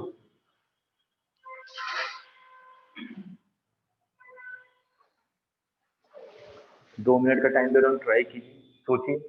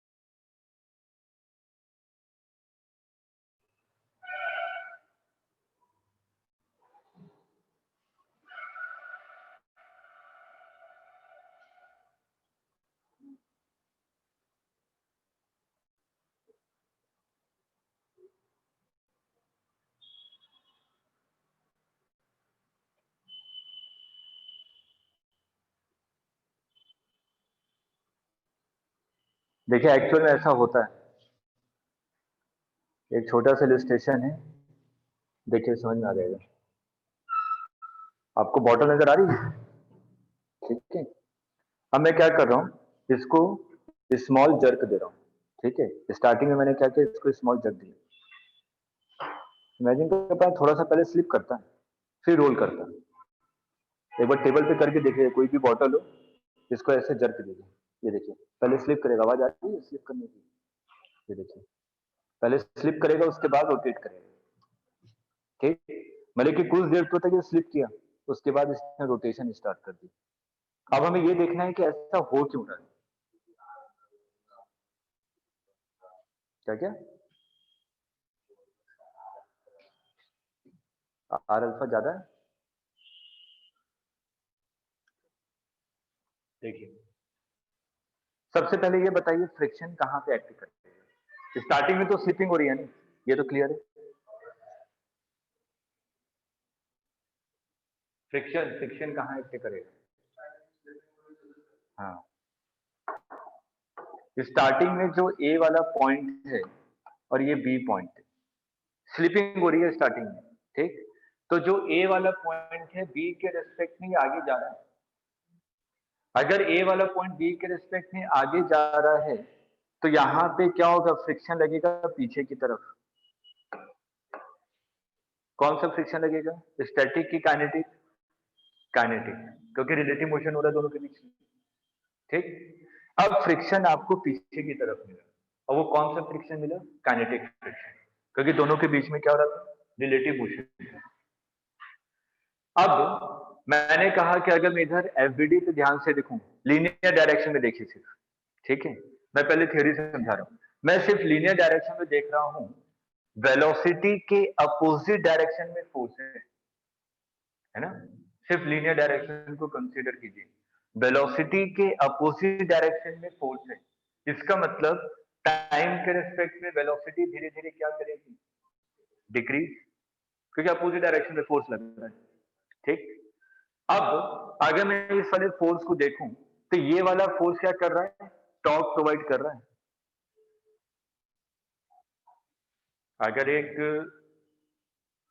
ये बॉटल है, ठीक है, इस पे मैं फोर्स, इस पे फोर्स इस डायरेक्शन में लगा रहा हूं ऐसे, तो देखिए बॉल रोटेट करेगी, लगाइए फोर्स, ठीक है, ये ऐसे रोटेट करेगी, मतलब कि इसको टॉर्क मिल रहा है, तभी तो रोटेट कर रहा है, और टॉर्क मिल भी रहा है। सेंटर ऑफ मास के अबाउट देखिए कितना टॉर्क मिल रहा है सेंटर ऑफ मास के about, F into R, force into perpendicular distance, ठीक। तो यहां पे मेरे को टॉर्क कौन प्रोवाइड कर रहा है, फ्रिक्शन। अगर फ्रिक्शन के कारण टॉर्क मिल रहा है तो torque is equal to I into alpha, तो मेरे को यहां पे अल्फा मिलेगा which is not equal to 0, क्योंकि टॉर्क क्या है, एफ इंटू आर, ठीक है। तो मेरे को अल्फा की वैल्यू मिलेगी। अल्फा क्या है, एंगुलर एक्सीलरेशन। अगर बॉडी के पास एंगुलर एक्सीलरेशन है, इसका मतलब टाइम के रेस्पेक्ट में इसकी जो ओमेगा है वो क्या होती रहेगी, इंक्रीज, बढ़ती रहेगी ना। अगर किसी भी पार्टिकल के पास एक्सीलरेशन है, इसका मतलब हम लोग क्या कहते हैं, उसकी वेलोसिटी इंक्रीज होती जा रही है। और वैसे अगर किसी भी बॉडी के पास एंगुलर एक्सीलरेशन है तो मैं क्या कहूंगा, उसकी एंगुलर वेलोसिटी टाइम के रेस्पेक्ट में इंक्रीज होती जा रही है। फ्रिक्शन दो काम कर रहा है यहाँ पे। फ्रिक्शन पहला काम कर रहा है कि जो सेंटर ऑफ मास की लीनियर वेलोसिटी है उस वेलोसिटी को डिक्रीज कर रहा है, ठीक, क्योंकि उसके अपोजिट डायरेक्शन में फ्रिक्शन लग रहा है। और दूसरा काम ये कर रहा है कि ये नेसेसरी टॉर्क प्रोवाइड कर रहा है जिसके कारण बॉडी रोटेट हो रही है, ठीक है। तो टाइम के रेस्पेक्ट में ओमेगा की वैल्यू इंक्रीज हो रही है और वी की वैल्यू डिक्रीज हो रही है, कंटिन्यूएशन में हो रहा है। एक ऐसा टाइम आएगा ना जब v is equal to R omega हो जाएगा, क्योंकि ओमेगा बढ़ता जा रहा है और v की वैल्यू कम होती जा रही है। जिस टाइम पे v is equal to R omega हो जाएगा उस टाइम पे प्योर रोलिंग स्टार्ट हो जाएगी। यही तो कंडीशन थी प्योर रोलिंग की, ग्राउंड पे, आ रहा है समझ में, ठीक है। तो जिस टाइम पे इस बॉल की वेलोसिटी आर ओमेगा के इक्वल हो जाएगी उस टाइम पे प्योर रोलिंग स्टार्ट हो जाएगा, और जैसे ही प्योर रोलिंग स्टार्ट होगा इन दोनों के बीच में रिलेटिव मोशन कितना हो जाएगा पॉइंट ऑफ कांटेक्ट के बीच में? 0। अगर रिलेटिव मोशन 0 हो गया तो फ्रिक्शन रहेगा क्या? कितनी हो जाएगी वैल्यू? 0। और वो किसके इक्वल हो जाएगी? Static friction. आगे समझ में? फ्रिक्शन नेसेसरी कंडीशन है फॉर प्योर रोलिंग, लेकिन जब प्योर रोलिंग होने लग जाती है उस समय फ्रिक्शन की वैल्यू 0 हो जाती है। अभी एक एग्जांपल और दूंगा, तब थोड़ा सा और क्लियर हो जाएगा कि हाँ ऐसा क्यों हो रहा है। क्लियर है यहाँ तक? तो बस पहले एक बार थ्योरी लिख लीजिए 2-4 लाइन की, फिर क्वेश्चन को प्रोसीड करते हैं। थ्योरी इसलिए इंपॉर्टेंट है क्योंकि नए क्वेश्चन आप लोग तभी कर पाएंगे जब कॉन्सेप्ट क्लियर हो।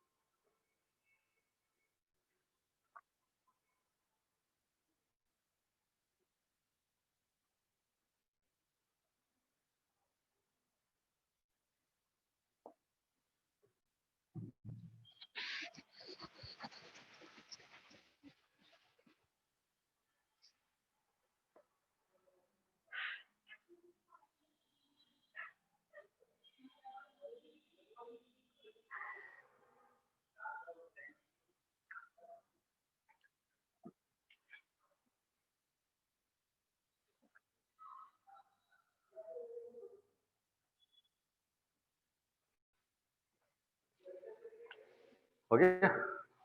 चलिए इस क्वेश्चन को फटाफट करते हैं।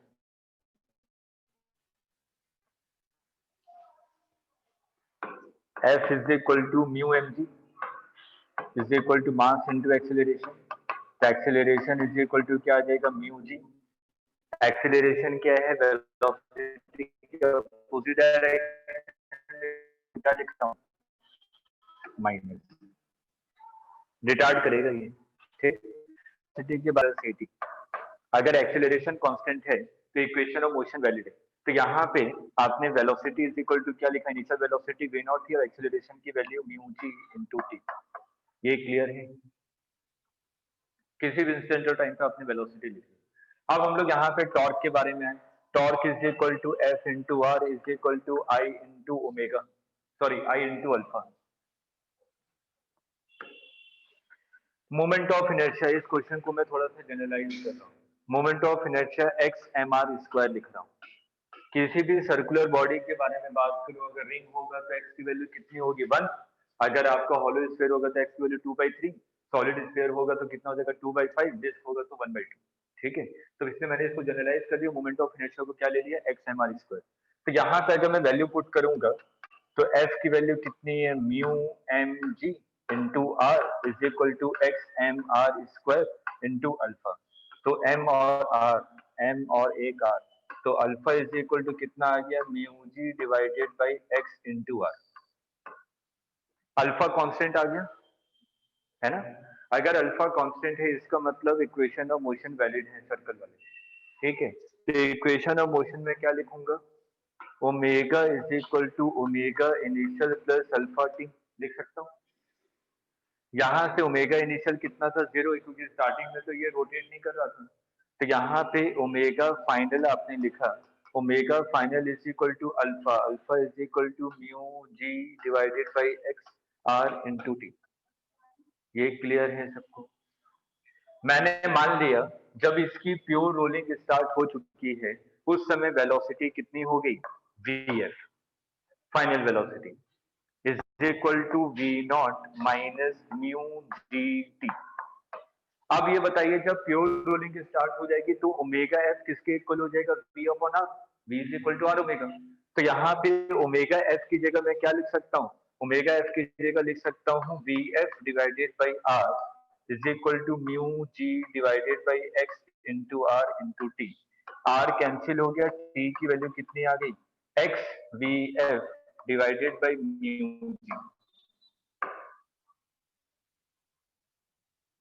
क्लियर है? ये मैंने टाइम निकाल लिया। ये टाइम की वैल्यू मैं इधर पुट कर दूं तो क्या मेरे को Vf की वैल्यू पता चल जाएगी? तो Vf की वैल्यू कितनी आ गई? Vf is equal to initial velocity minus mu g, T की value x Vf divided by mu g. Mu g cancel हो गया, यहाँ से Vf इज इक्वल टू आ गया V nought divided by 1 plus x.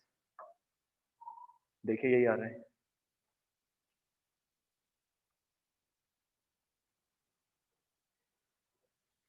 Clear है यहाँ तक? मेरे को Vf पता चल गया, मेरे को टाइम पता चल गया, मेरे को ओमेगा एफ भी पता चल गया। यही तो पूछा था क्वेश्चन में। मैं डिस्टेंस निकाल सकता हूँ क्या कि कितने डिस्टेंस के बाद इसने प्योर रोलिंग स्टार्ट कर दी होगी? कैसे निकालूं?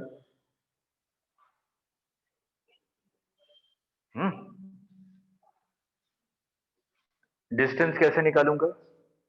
v square minus U square is equal to 2as, तो यहां से s आ जाएगा। क्लियर है ना? फाइनल वेलोसिटी आपको पता है, ये निकाली आपने। इनिशियल वेलोसिटी भी पता है, एक्सेलरेशन भी पता है, तो यहां से आ जाएगा ना कि कितने डिस्टेंस के बाद इसकी प्योर रोलिंग स्टार्ट हो गई। अनुष्का नींद आ रहा है?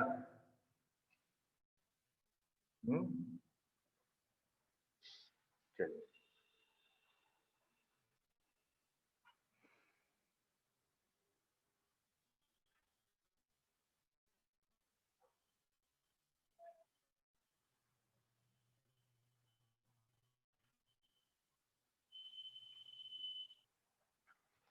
क्लियर यहाँ तक?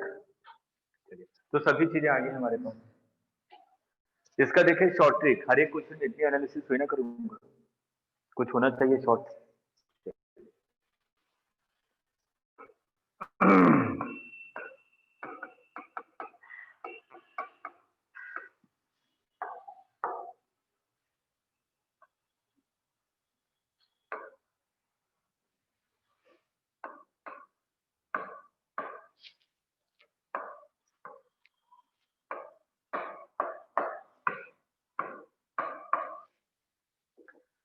अब देखिए अगर मैं इसके एवरीडी बनाऊं, एवरीडी पे देखूं तो नीचे फोर्स कितना लग रहा है mg, ऊपर फोर्स कितना लग रहा है नॉर्मल, और पीछे की तरफ क्या लग रहा है फ्रिक्शन। यही था ना? अब मैं क्या कर रहा हूँ, शॉर्ट ट्रिक में क्या है, मैंने कोई भी एक जनरल पॉइंट ले लिया ए ऑन द ग्राउंड, ग्राउंड पे आपने कोई भी एक जनरल पॉइंट ले लिया, इस पॉइंट के अबाउट टॉर्क कितना है,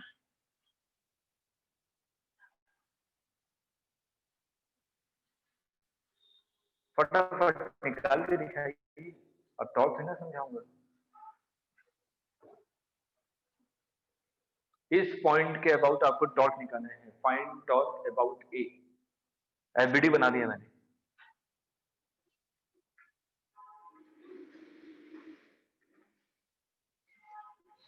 बेटा फ्रिक्शन के कारण टॉर्क कितना है? 0, क्योंकि फ्रिक्शन उसी पॉइंट से पास हो रहा है। एमजी के कारण टॉर्क कितना है? ये परपेंडिकुलर डिस्टेंस मान लीजिए डी है, आपने मान लिया, तो फोर्स इनटू परपेंडिकुलर डिस्टेंस। और नॉर्मल के कारण भी टॉर्क कितना है? N into perpendicular distance. लेकिन ध्यान से देखिए एमजी के कारण जो टॉर्क है वो किस डायरेक्शन में है? इनवर्ड। और नॉर्मल के कारण जो टॉर्क है वो किस डायरेक्शन में है? आउटवर्ड।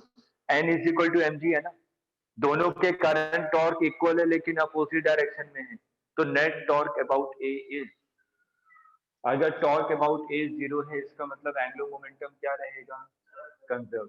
इसका मतलब initial angular momentum about A and final angular momentum about A दोनों के इक्वल कीजिए, आंसर निकालिए। एंगुलर मोमेंटम का कॉन्सेप्ट भी क्लियर हो जाएगा।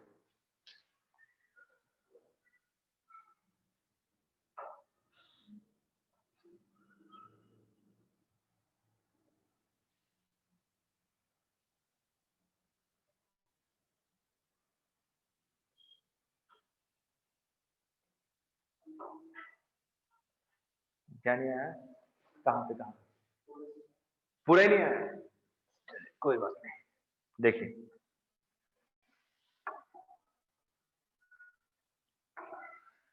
Torque due to friction zero है, ये समझ में आया, क्योंकि फ्रिक्शन इसी पॉइंट से पास हो रहा है, तो परपेंडिकुलर डिस्टेंस है ही नहीं। टॉर्क ड्यू टू mg कितना है, force into perpendicular distance, force कितना है mg, mg और इस पॉइंट के बीच में परपेंडिकुलर डिस्टेंस d, यही है ना। टॉर्क ड्यू टू नॉर्मल कितना है, नॉर्मल इंटू परपेंडिकुलर डिस्टेंस, यही है ना, force into perpendicular distance. Every day मैं अगर मैं ध्यान से देखूं तो n किसके इक्वल है, तो यहां पे क्या लिखूंगा, ठीक है, लेकिन mg के कारण टॉर्क किस डायरेक्शन में है, यही है ना आर वेक्टर आपका, r क्रॉस f अंदर की तरफ, और नॉर्मल के कारण r क्रॉस f बाहर की तरफ।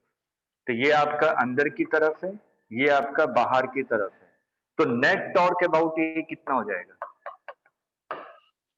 इसके कारण जीरो है, ये अंदर है ये बाहर है, तो रिजल्टेंट तो जीरो ही होगा।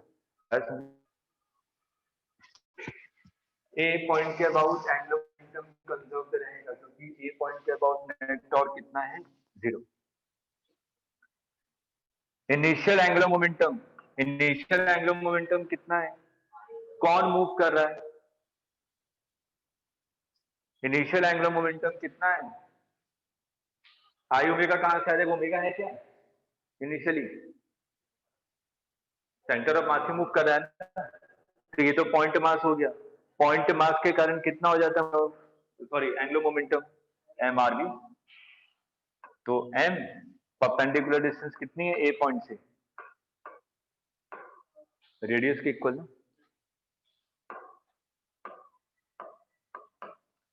फाइनल एंगुलर मोमेंटम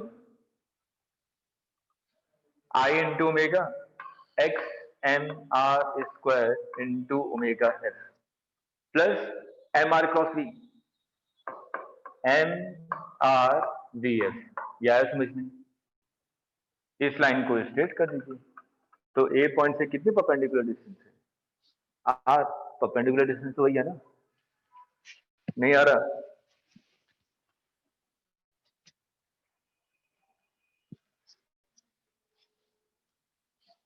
अब जब प्योर रोटेशन स्टार्ट हो गया है तो यहाँ पे omega F is equal to क्या हो जाएगा, V F divided by R, value put कीजिए, देखिए वही आ जाएगा रिजल्ट जो भी निकाला था, आगे आ रही है।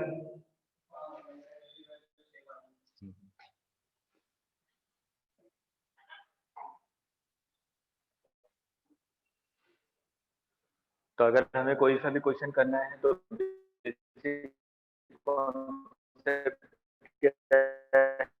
प्योर लिंक के केस में हम लोग एक जनरल पॉइंट ले लेंगे ग्राउंड पे, उस पॉइंट के अबाउट एंगुलर मोमेंटम को कंजर्व कर देंगे, तो हो जाएगा सॉल्व।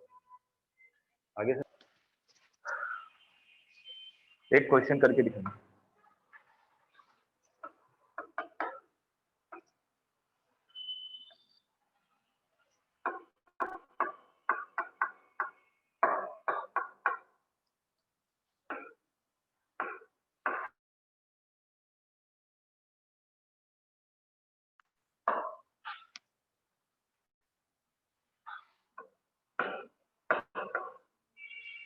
सेम क्वेश्चन है, find final velocity when it starts pure rolling.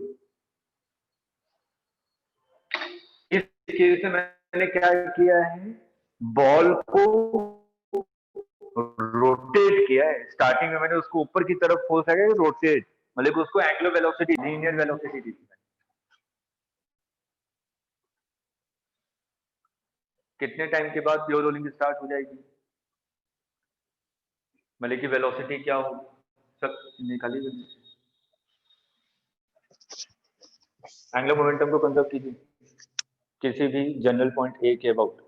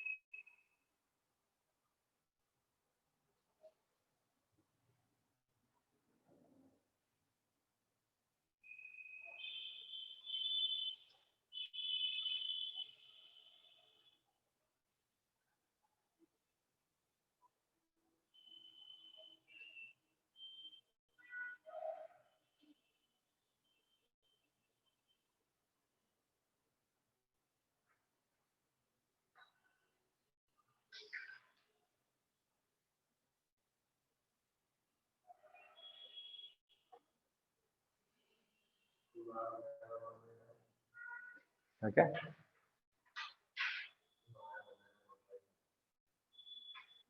ये तो डायमेंशनली इनकरेक्ट आ गया। फाइनल ओमेगा बताइए कितना। हाँ हाँ, तो ओमेगा कितना आ रहा है? 2/5 ओमेगा नॉट आ रहा होगा। सही है।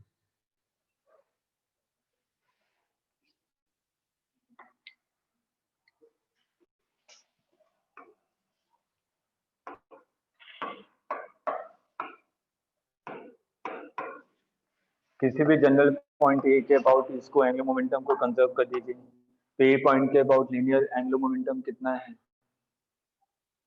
I इंटू ओमेगा, क्योंकि सेंटर मास तो मूव ही नहीं कर रहा ना, तो एम आर भी तो जीरो रहेगा। ठीक, सेकंड केस में सेंटर ऑफ मास में मूव कर रहा है, तो M R B F plus X M R square into omega F. Pure rolling start हो चुकी है, तो V F is equal to क्या हो जाएगा? R omega F. ये वैल्यू यहाँ पे पुट कर दीजिए, तो M R cancel, M R cancel, M R cancel, ये हो जाएगा X R omega naught is equal to V F R omega F plus X R omega F, एक आर भी कैंसिल, तो X omega naught divided by 1 plus X is equal to omega F. X की value whole sphere के लिए 2/3, यहाँ पे put कर दीजिए, 2/3 divided by 1 plus 2/3 into omega naught is equal to omega F. तो ये कितना आ जाएगा? 2/5 ओमेगा नॉट।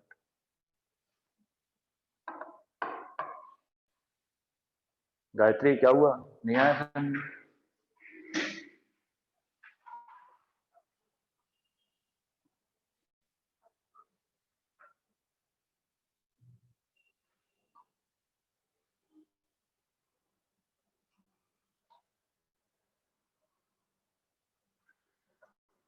अगर पहले से रोटेशन नहीं आता होगा तो मैं भी मानता हूँ कि 2-3 क्लास में जो भी चल रही है उसमें आना थोड़ा मुश्किल है, अगर पहले से कॉन्सेप्ट नहीं क्लियर है।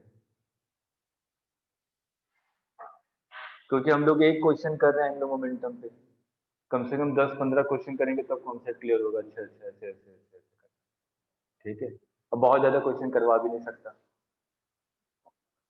तो इसलिए एंगुलर मोमेंटम पे लगभग आपने 3 क्वेश्चन कर लिए, देख लीजिए 3 क्वेश्चन करवा दिए।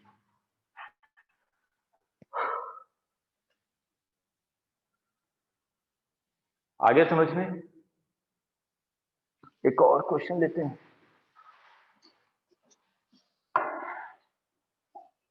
जितने भी चीजें आज पढ़ी हैं क्लास के तुरंत बाद रिपीट जरूर कीजिएगा 1 घंटे बैठ के, ताकि अगर कोई डाउट हो तो आप लोग नेक्स्ट क्लास में पूछ सकें, क्या ये पॉइंट नहीं आया था समझ में। अब ब्लैंक छोड़ देंगे कि 2 दिन के बाद पढ़ेंगे, तो जहां से पहले तो वहीं पे वापस पहुंच जाएंगे।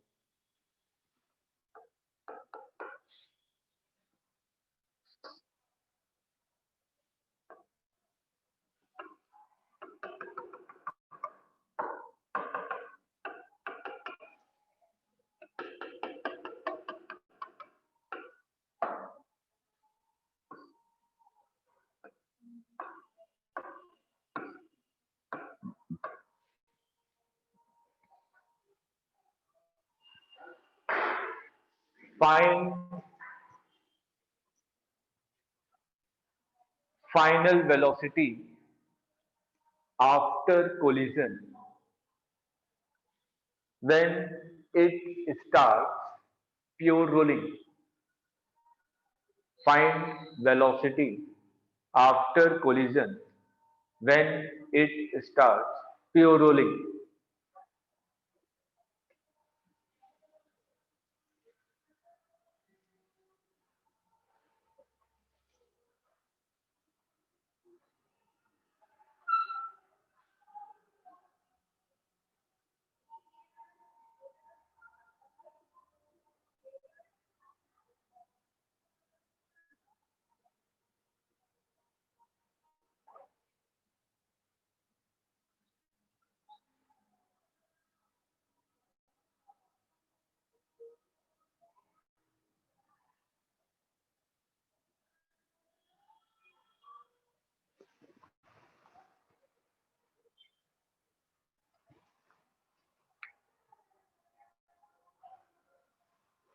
इसके बाद तो आपका टॉपलिंग और एंगुलर इंपल्स भी बचा हुआ है,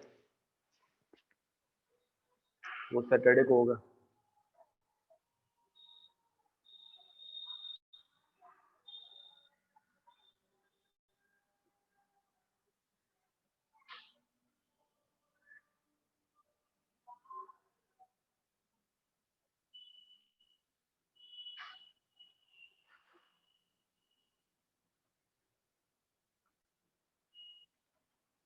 देखिए इसमें मैं समझता हूँ कि बहुत प्रेशर का खेल समय है, क्योंकि सिर्फ 1.5 महीने बचे हैं और टॉपिक भी वैसे ही चल रहा है, रोटेशन। ठीक, घबराइएगा मत। रोटेशन के बाद अभी भी हमारे पास 22 चैप्टर हैं, 23 चैप्टर। सिर्फ रोटेशन ही आपका इन और आउट डिसाइड नहीं करेगा, 23 चैप्टर और हैं जिनको हम लोग कमांड में ले सकते हैं। रोटेशन एक ऐसा चैप्टर है जिसको 2 से 2.5 महीने पढ़ा जाता है और आप लोग 1 हफ्ते में पढ़ रहे हैं। एक्स्ट्रा ब्रिलियंट, तो घबराने की आवश्यकता नहीं है।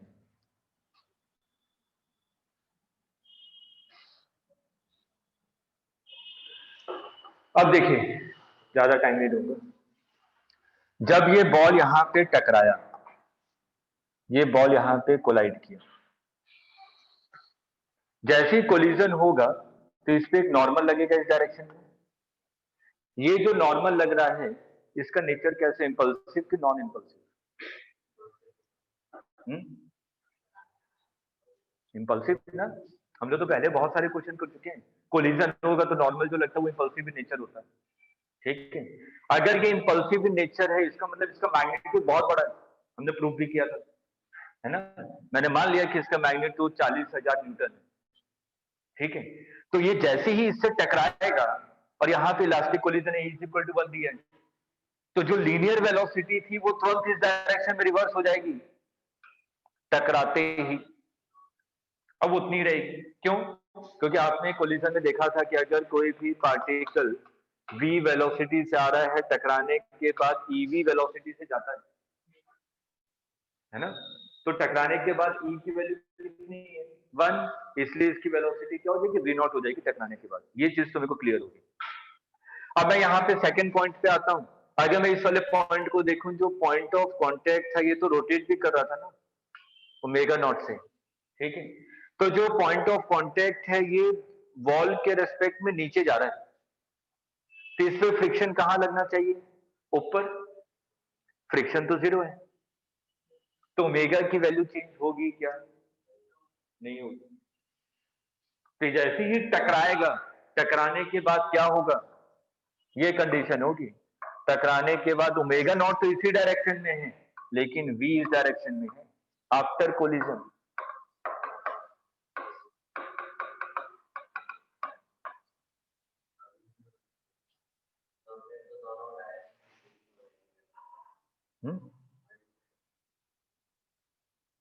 नहीं समझा नहीं मैं। हाँ, इस पे कुछ कह रहे हैं?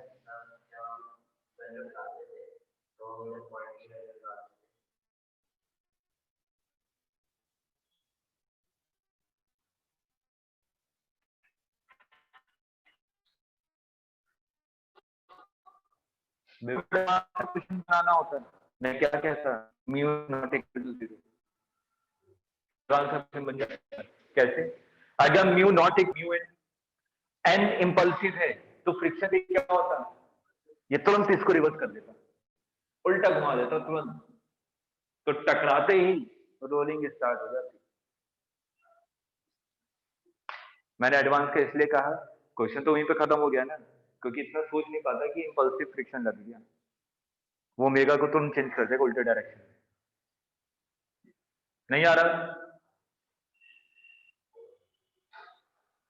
आर्यन? क्या हुआ? आ रहा है? तो चलिए, मैं तो सिंपल से मेरे को एक पैरा फंडा क्लियर हुआ कि यहाँ पे कोई भी फ्रिक्शन नहीं है, इसलिए ओमेगा नॉट चेंज नहीं होने वाला, ओमेगा नॉट वैसे ही रहेगा। तो आफ्टर कोलिजन v नॉट इस डायरेक्शन में है और ओमेगा नॉट इस डायरेक्शन में। ठीक, अब जब कुछ देर के बाद इसकी प्योर रोलिंग स्टार्ट हो गई है तो वेलोसिटी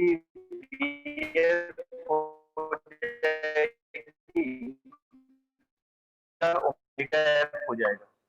ऐसे ही होना पड़ेगा ना, आगे बढ़ेगा प्योर रोल करेगा। जानना है कितने टाइम पे, तो मैं कोई जनरल पॉइंट निकालूंगा, इस पॉइंट के बाद क्या कर दूंगा, मोमेंटम को conserve angular momentum about A.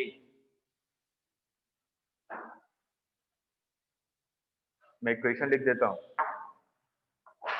After collision angular ये किस डायरेक्शन में है, आउटवर्ड डायरेक्शन में, आई ओमेगा अंदर की तरफ, तो minus X M R square into omega naught, और आफ्टर कोलिजन ये M R V outward direction में प्लस है एम आर वी एफ, और आई ओमेगा ये भी आउटवर्ड डायरेक्शन में X M R square omega F, और प्योर रोलिंग स्टार्ट हो जाएगी, तो V F is equal to R omega F हो जाएगा, खत्म। वैल्यू पुट कर दीजिए, ओमेगा की वैल्यू आ जाएगी।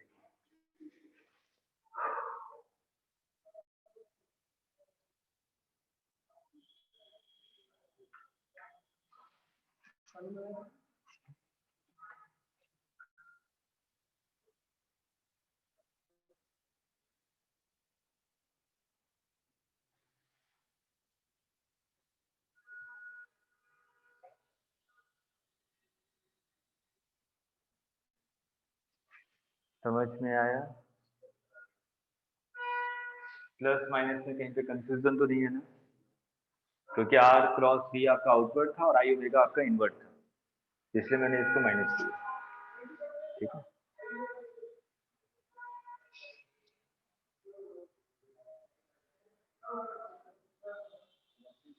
इसके बाद एक छोटा सा टॉपिक है, pure rolling on inclined surface, inclined plane.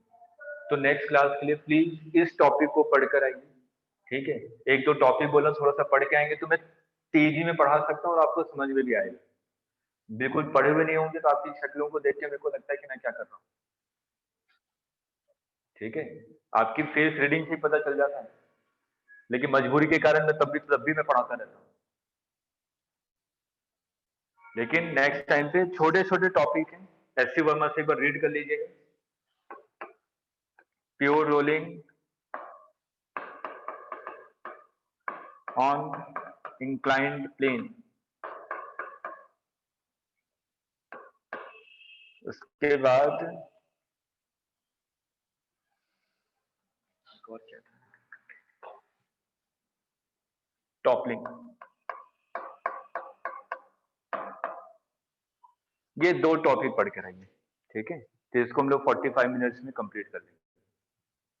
अगर नहीं पढ़ा होगा तो सवा घंटे लग जाएंगे।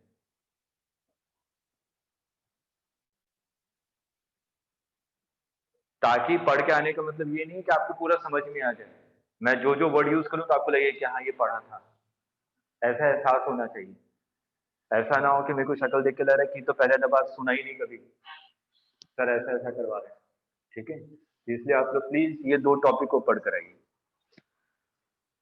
अगर उसके बाद भी शक्लें अगर सही रहेंगी तब मैं एंगुलर इंपल्स को बताऊंगा।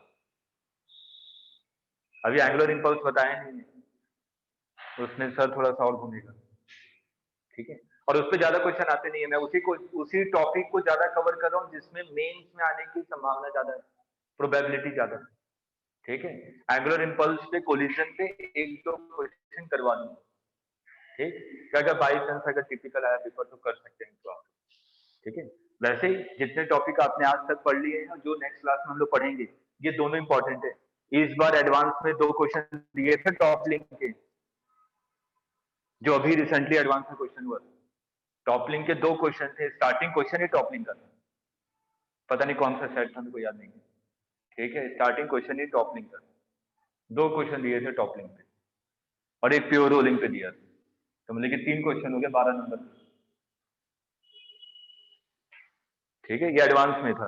और मेंस में आपके प्योर रोलिंग की जितनी चीजें हम लोगों ने की है, अगर उसी लेवल पे क्वेश्चन पेपर आया तो आप लोग रोटेशन के सभी क्वेश्चन आज के डेट में अटेम्प्ट कर सकते हैं, ठीक है। अगर उसी लेवल का रहा क्वेश्चन, तो अगर बढ़ जाए तो आपकी किस्मत है, ठीक है। चलिए, तो इसके आगे हम लोग नेक्स्ट क्लास में, और इवनिंग तक मैं आपको कल मॉर्निंग की क्लास का शेड्यूल डाल दूंगा, ठीक है। कल ऑनलाइन होगी, ऑफलाइन के लिए मत आइएगा क्योंकि मॉर्निंग इंस्टीट्यूट में नहीं रहूंगा, ठीक है। अर्ली मॉर्निंग 8 o'clock तक कर सकते हैं क्लास, अगर पॉसिबिलिटी हुई तो, ठीक है। इलेक्ट्रोस्टैट भी पढ़ते रहिएगा। आप लोग बोलें क्या क्या पढ़ें, लेकिन पढ़िए, मजबूरी है। नहीं दी है, अभी भिजवा देता हूं।